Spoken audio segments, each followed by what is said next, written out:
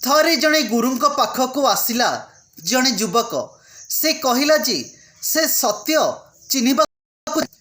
गुरु पचारिले काहेकि युवक कहला एबे सबुठारी असत्य कपटचार मिथ्या सत्य काहीं खोजिबा को चाहे।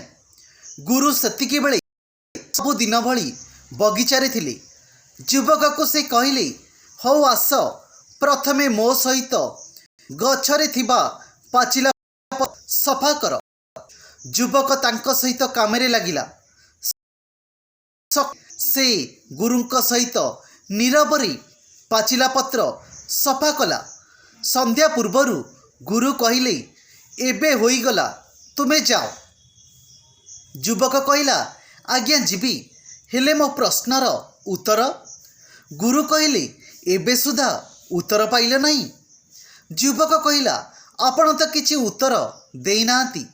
गुरु कहले तुमे कहिल सर्वत्र असत्य ओ मिथ्या, ता अर्थ तुमे असत्य को चिन्हि सारिलणी।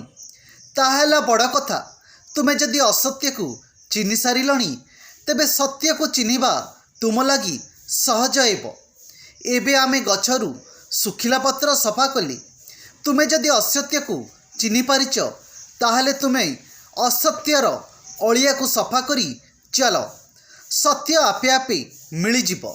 सत्य को चिन्हिबा भली कष्ट करिबा दरकार नाही।